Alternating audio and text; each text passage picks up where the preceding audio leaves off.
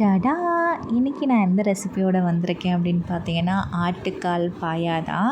So first நம்ம என்ன பண்ணணும், ரொம்ப ஈஸியான மெத்தடில் எப்படி ஆட்டுக்கால் பாயா செய்யலாம் அப்படின்ட்டு பார்க்க போகிறோம் இந்த வீடியோவில்.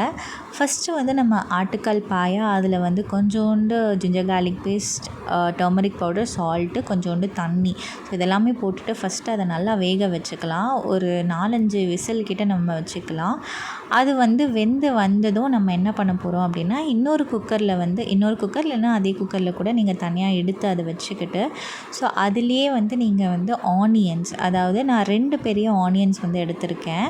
ஸோ 2 ஆனியன், அதுலேயே வந்து ginger garlic paste, green chilli, tomato, பட்டை, லவங்கம், ஏலக்காய், இது எல்லாமே போட்டு ஒன்றா போட்டு நல்லா ஆயில் வந்து விட்டு, உங்களுக்கு எவ்வளோ ஆயில் வேணும் அவ்வளோ ஆயில் வந்து நம்ம விட்டுட்டு, ஸோ இது வந்து லெட்டு போட்டு மூடி வச்சிடலாம். இதுலேயே உப்பு, அதெல்லாமே உப்பு, மிளகாத்தூள், ஸோ எல்லாமே போட்டு லெட் வந்து மூடி வச்சிடலாம். நீங்கள் தனித்தனியாக செப்ரேட்டாக வந்து வதக்க தேவையே இல்லை. இது ட்ரை பண்ணி பாருங்கள். இது ரொம்பவே சிம்பிள் அண்ட் வெரி குயிக்கான ஒரு ரெசிபி.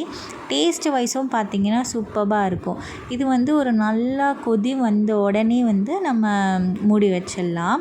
இது கொஞ்சம் நல்லா லைட்டாக கொதிக்கணும். இதை நீங்கள் ஆனால் வதக்கலாம் எதுவுமே தேவையில்லை. லைட்டாக அந்த மாதிரி கொதிச்சாலே போதும். நம்ம லிட்டு போட்டு வந்து மூடி வச்சிடலாம். ஸோ இது ரொம்பவே குயிக்கான ஒரு ரெசிபி. கண்டிப்பாக நீங்களும் வீட்டில் ட்ரை பண்ணி பார்த்துட்டு சொல்லுங்கள். டேஸ்ட் வைஸுமே ரொம்ப சூப்பராக இருக்கும். இது வந்து ரெஸ்டாரண்ட் ஸ்டைலில் இருக்கும். வெளியிலலாம் நீங்கள் சாப்பிட்ருப்பீங்க இல்லையோ, ஸோ அந்த மாதிரி ஒரு ஸ்டைலில்.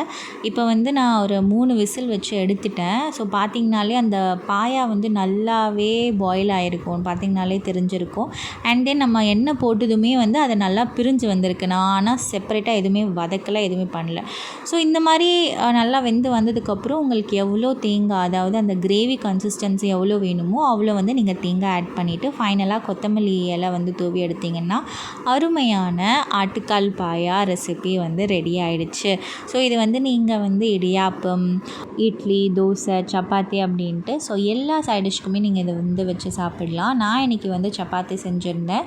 ஸோ சப்பாத்தி வித் ஆட்டுக்கால் பாயா வேறு லெவல் காம்பினேஷன். நீங்களும் இதை உங்கள் வீட்டில் ட்ரை பண்ணி பார்த்துட்டு கண்டிப்பாக சொல்லுங்கள்.